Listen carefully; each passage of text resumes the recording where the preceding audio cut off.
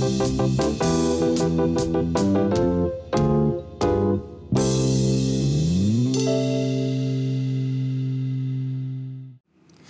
to Henderson Hangouts. I'm your host, Kennedy White, and today my guest is Emma Wingfield. Hey, Miss Wingfield, how are you doing today? I'm doing very well. Thank you for asking. All right. So, can you tell me a little bit about yourself? Well, I've been married to James Wingfield for over 50 years. We have 4 children, 3 girls and 1 boy, and we have 3 grandchildren, 2 girls and 1 grandson.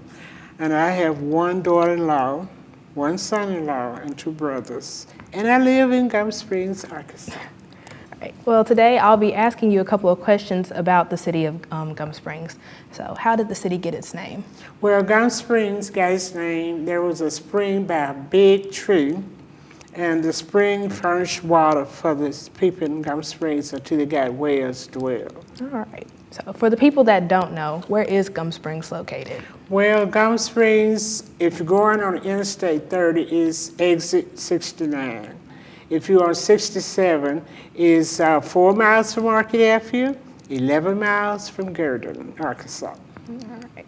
How long have you lived in Gum Springs? I've lived in Gum Springs for 63 years. Wow.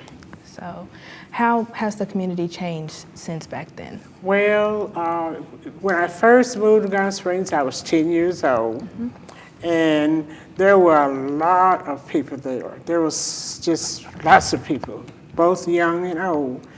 And there were dirt roads, and they didn't have street lights. It was very dark, and we walked about everywhere we went, you know. And everybody was just, the young children made their own toys and rock sticks and all. They just, you know, did things. And we had a mayor, it was in 1964, when Gum Springs became a township.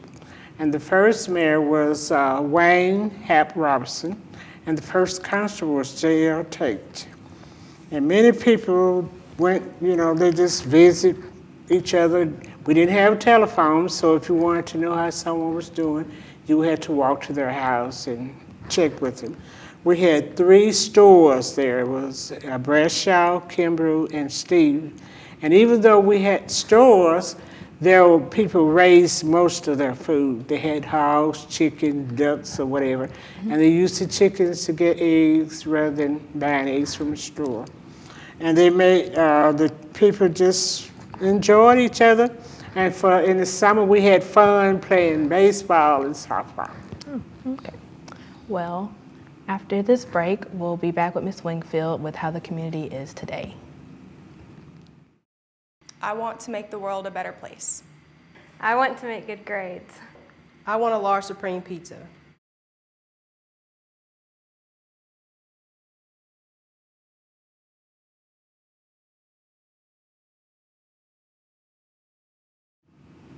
Welcome back. We're here with Ms. Wingfield talking about the city of Gum Springs. So, Ms. Wingfield, can you explain how the city of Gum Springs is today?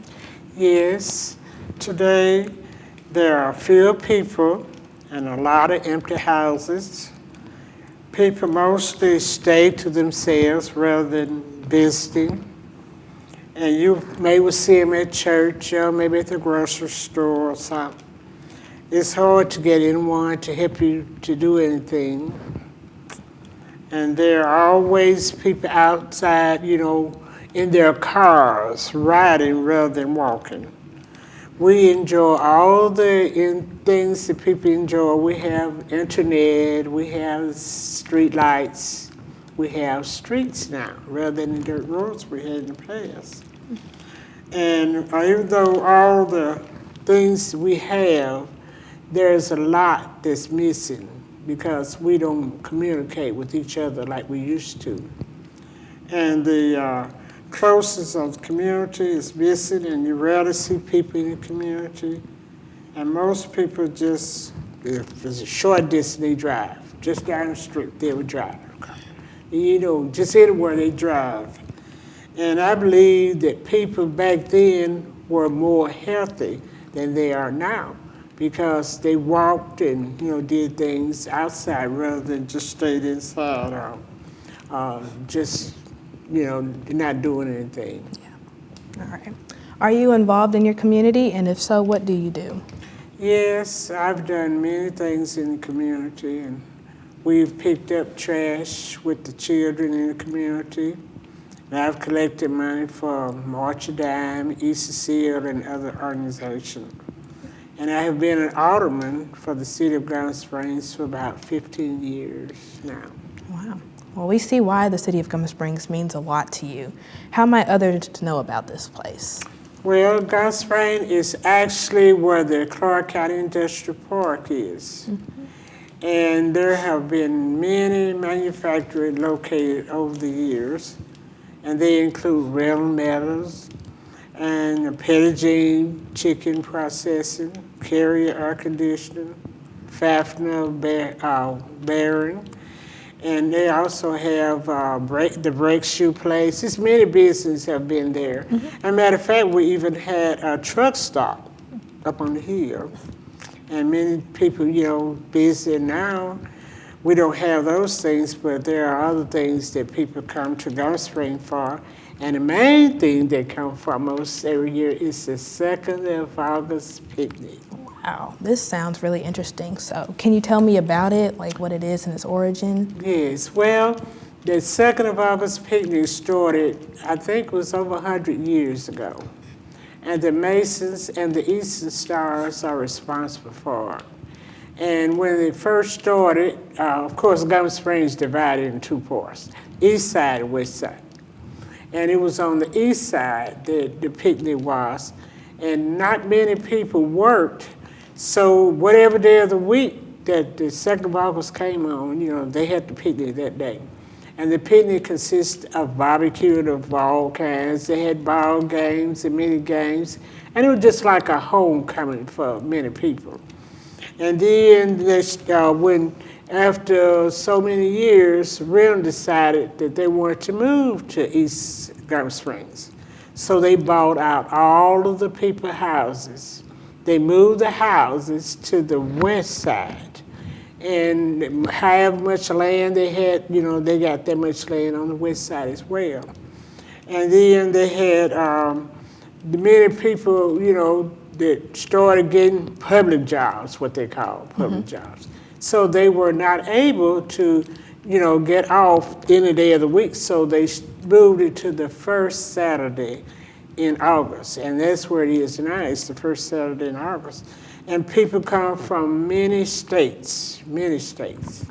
They come from all around to this 2nd of August picnic.